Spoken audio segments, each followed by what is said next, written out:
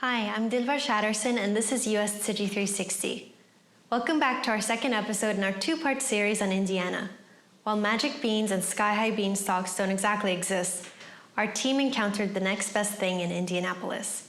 In a study called Gardening, an Equal Opportunity Joy, writer Pamela McKee relays that a garden can serve as a catalyst for social sharing and enrich the lives of each participant in a very special way. Moreover, it has the opportunity to provide a lot more than just produce and has the potential to be more than just a one-man show. In fact, this summer, the 360 team was introduced to the Burmese Community Center for Education's Neineh, who took us around to the different gardens he works on as part of the organization's farming project. The farmers are from the community, and the 2 half-acre plots they manage grow vegetables and herbs without the use of pesticides. The produce is then sold at an amazingly low price to the community, with all proceeds going to the organization.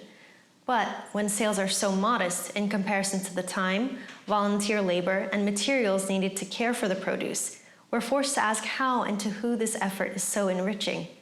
To find our answers, let's go meet Neineh and learn the secret to his magic beans.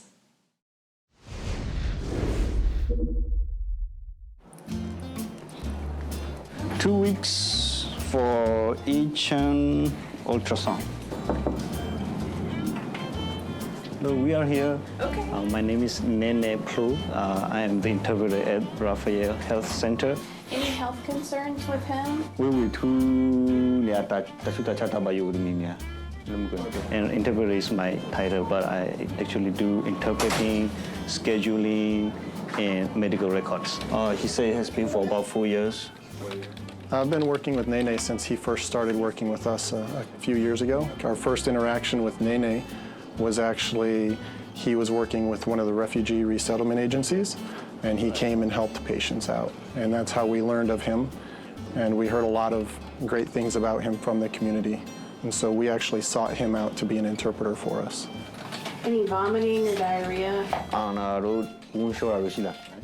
I think the Burmese patients here need some quality interpreting for them. And not only that I know them, I also have the same cultural background, the same political background, the same social background as them. This is not just a job. This is a way of contributing back to my community and also contribute back to my host community here. By working here, it makes things easier for the clinic to help the Burmese patients. He's very great to work with. I think Neineh is fantastic. He's a local star to us. He seems to know everyone in the community. We enjoy every minute that he's here, and we wish he could be here every single day of the week. Okay, good. Okay, Chana. Okay. Go ahead and have a seat. Kitchen over Nile. there. Chana.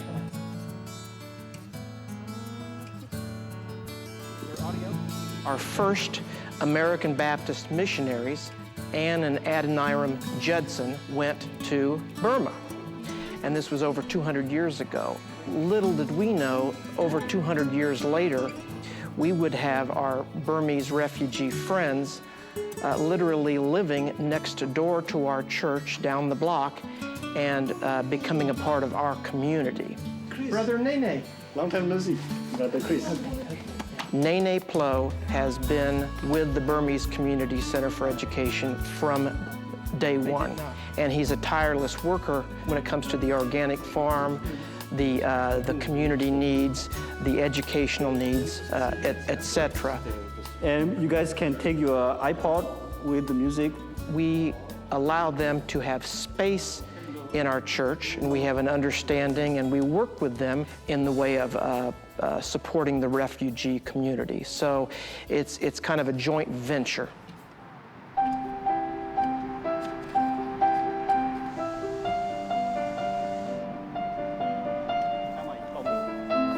This is the garden. The BCCE works on 3 plots, 1, 2, 3. The Burmese community have worked on this land for 3 years. This is the 3rd year. Hopefully this will work. At the BCCE, my official position is secretary. For the summer, when it is farming season, I am in charge of the organic farming project. Our organization is a not-for-profit organization. And whatever we do, even ourselves, we do it on a volunteer base. I have a team leader that helps me with organizing volunteers.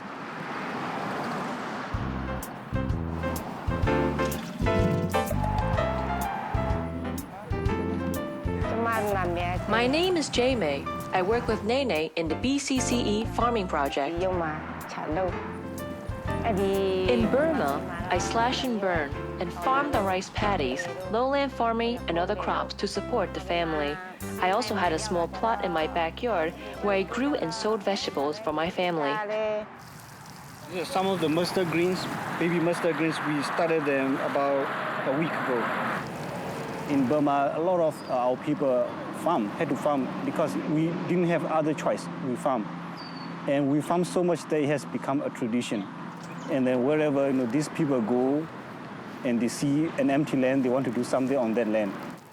I couldn't find jobs in the U.S. because I have lower back problems that prevented me from standing for long periods of time. Usually, the jobs I'm qualified requires long-standing hours. My community, the BCCE, and I have been working together for a long time. When I found out that the BCCE had a farming project, I was interested, and so I came and participated. And I also think it's good for myself. I organize my friends by calling them and saying, "Okay, let's go to the farm," and they will come and ride with Neineh Plo to the garden. Usually we come to the farm here once a week, sometimes 2 or 3 times a week. Now I stay at home, I take care of the children and do housework. When I have time, I go to the garden. I really want to go, I don't want to stay home.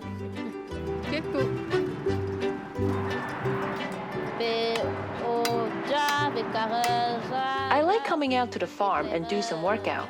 It gives me a chance to leave the house so I can physically exercise. And I feel good. I can harvest some produce and provide for my family. So I'm happy.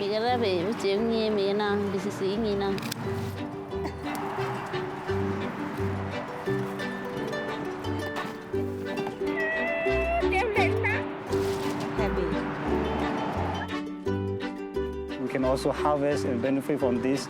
And I also do this for a community organization, so this is also a way of my personal contribution back to the community.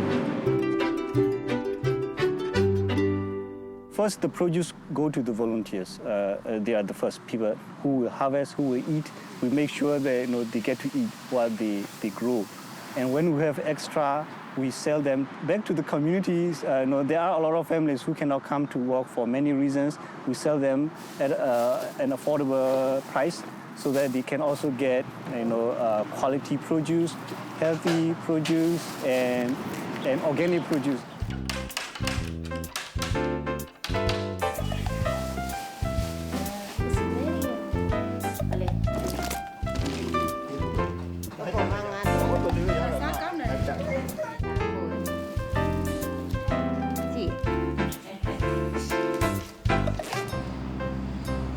If we have more, produce, more extra produce, then we will take them to some local grocery stores run by owners from Burma.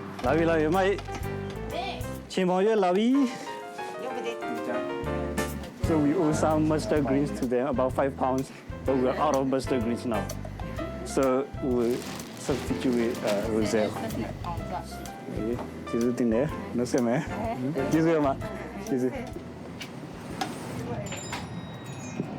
So I grew up basically in a refugee camp in Thailand, but I was born in Burma.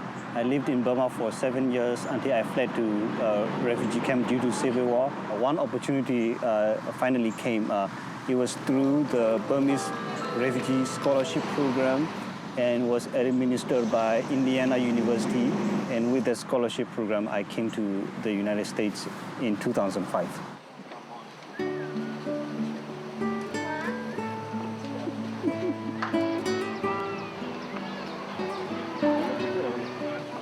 While I was in college, a friend and I, we started this program called Going Home Where We Belong. And basically what we did was we organized some college students or college graduates And then we went back to Burma and then do some community works, basically tutoring and then also learn from them and share our experience.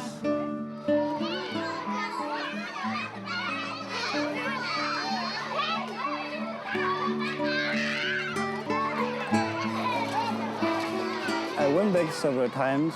And, in the United States, we have been privileged living in the first world country, and life is very convenient here. But going back there and seeing your people suffering, seeing where you came from and how bad it was, sometimes it makes you feel that it's not quite fair. Why you get to experience these privileges while your own people, the people that you used to live together, people that you share backgrounds, are still suffering. To me, that only makes my commitment stronger. Whenever I can, I'll use this opportunity as a tool to help alleviate the hardships that our own people are facing right now. As human beings, we cannot live alone. We live with a community. We are interdependent on each other. And to make a community grow, to make a community stronger, you have to work with each other in the community. It's the desire to reconnect our community with our roots, where we came from. So, this strong feeling is what drives me to work on this farm and dedicate myself here.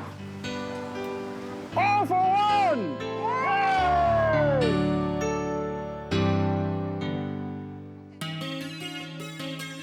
By giving them a little taste of Burma, Neineh has been instrumental in helping the recent immigrants from his community feel at home for both the young and young at heart. And what's more, young refugees are working hard to give back in their own way too. According to the Community College Consortium of Immigrant Education, only 27% of immigrant students aged 18 to 24 are likely to enroll in higher education. That's less than 1/3 of young immigrant students, and of course, when language is one of the major barriers, it makes the struggle to break free from that statistic all the more difficult. But of course, for young ladies like Shamo, a Burmese student we met in Indianapolis who consistently attended the Tzu Chi tutoring classes we featured in our last episode, has triumphed over those numbers and will be the first student from Tzu Chi's tutoring program to enter college. Let's go see how she takes the first steps toward a brighter future and helps the people around her in the process.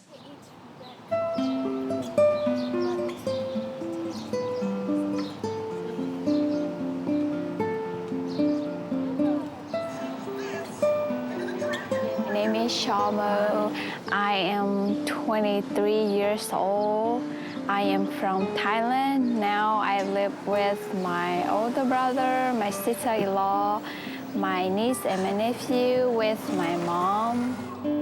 Before I came here, I have a lot of imagined America country were like New York City, shining the whole country. So when I come here and this is your house and your apartment, so I have no idea. So, oh no, it's very different from what I thought. In Thailand, we can build our house by ourselves. So we can build big as much as we can, better than here, because we have a lot of space to use. The bedbug is this. With the blood, that's why it's red or black. You got bitten all the time? Yeah, basically every night, but not last night, and because I'm lucky. I usually do my homework on my bed, and I study. Sometimes I just slept with my paperwork. And when I woke up, oh, where's my paper? All around the bed. And I never study on the table because I don't have that much space. The white list is the Tzu Chi. My friend, they go to the Tzu Chi, so I collect them, so I make sure they're going. So I call them if they don't show up. Saturday morning, I go to the Tzu Chi tutoring, and they help us with the map. So I'm gonna get the computer, get it set up, and then we'll start. A group of Burmese refugees have started resettling here in northern Indianapolis. About 75 to 90 families in total. Almost 4 years ago now, a tutoring program was started here in the Indianapolis Service Center. But eventually we learned that the problem wasn't just how to do these math problems, it's really understanding what the math questions were asking. All right, so try to remember those if you want to. It's a good time to just jot a few words down too if you would like, so that you remember. At the same time, they would learn proper grammar in their journal writing, as well as being introduced new vocabulary words to help them express their thoughts. Some of these students struggle a lot, obviously, because they don't have any English speaking skills, or they probably didn't go to school in Burma for very long. As a person who speaks English as second language, I understand that feeling. So I can understand them and try to make the easiest way or use my own experience to teach them or to lead them. To be able to get good communication, you have to understand the situation and be patient. Yeah, Shama was a very hard worker. Her English skills started off better than most because she was here earlier. She's very smart. She has a lot of potential in the future. When the first group of students came to the tutoring session, Shama stood up as a kind of group leader. Almost every time we need help or in translation, we always ask her. You and I? Yes. You're not talking to So if it's a subject, I am you. throughout the years, these last 4 years, she's been very attentive to her community needs as well, which is another impressive thing about her. Soon after getting tutoring herself, she's already helping others. She's helping her own peers with things that she just learned, which probably accounts for why she's learned so quickly herself, because she's teaching what she's learned. Shama helps people like friends like me, and she helps with English and everything. I'm very thankful to her. All the tutors are pretty smart. They inspire me to volunteer, to help people. I like them a lot, and I learn lots of things from them. Without them, I don't know, am I here or not? She is very filial piety to the father. She went to see her father almost every week, and she talked to me about her father. Sometimes he was crying,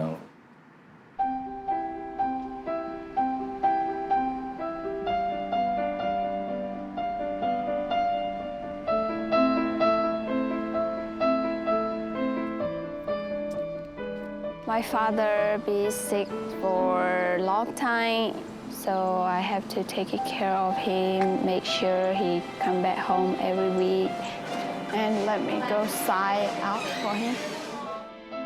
He always waiting for us to come. He always ready with his bag and look out from the window. The car comes, so he might be, oh, Shama coming, my daughter. There's my father on. I planning to study the nursing because of my father. Nursing kind of a god for me, and because of nurse, my father alive today.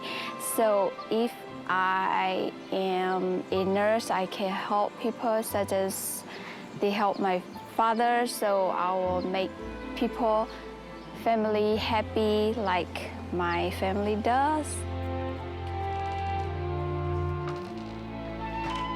When I bring my father home, I do like a beauty supply for him.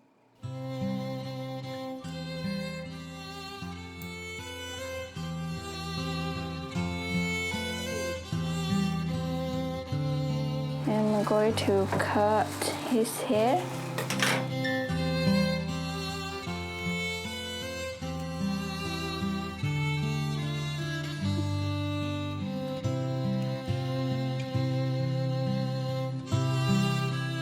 He used to take care of me when I was young, and now it's my turn to pay back.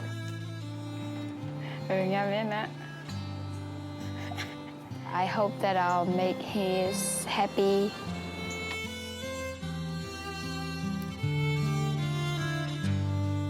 This book is my favorite book because Mr. Dao Chan gave it to me. When I sad or I have a little bit pressure or stress, I read that. It's helped me to feel better. Shamo is our first Tzu Chi seed in a Burmese community. She expand her love and care to other people, not just her community. How you doing? Good to see you. Shamo is very special because if we are curious about how another family is doing in their community, she's one of the first persons we'd ask because she networks very well and she knows a lot of the families because she wants to be, because she cares and she loves them deeply. The door.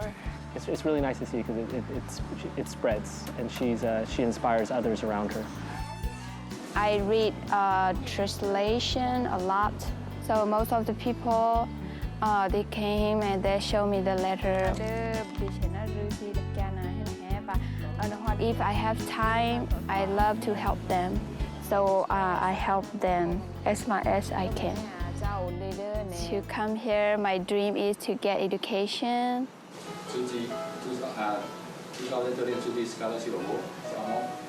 Graduate of North Central High School. She was the scholarship winner this year. Tzu Chi only gave out 2 scholarships. We looked at her academic achievements. We looked at her essays that she's written, which she wrote very well. She had very high recommendations from counselors and faculty. I am the only one in my family who will have education.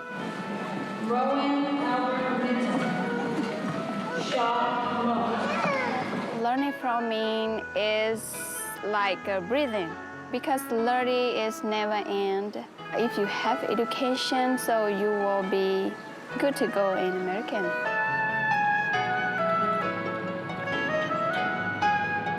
If I have education, I can help my family and my friend, and I can help myself, and I can live better life.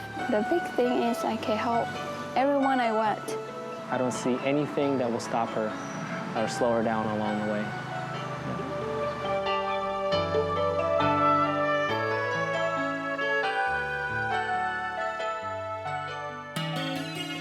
Just like in her book by Master Zheng Yan, Xiao Mo mentioned to our team that she often reads Jingse aphorisms and in them finds the inspiration and encouragement to continue not only her studies, but also help the people around her. In fact, there's a particular one that goes, "Born into this world, we are always with people. Hence, cultivation cannot be achieved in isolation." Those words could not be more appropriate for community stars like Neineh and Xiao Mo, who proactively look for new ways to help the people around them. In Indiana, it seems there are 2 goals at work. One, to provide immediate relief, and the second, to inspire the seeds of compassion, reminding us all that we should all spend a little more time in the garden. To the people and families we met in Indiana this summer, Debui and Deribana, I'm Dilbar Shatterson, and I'll see you next time.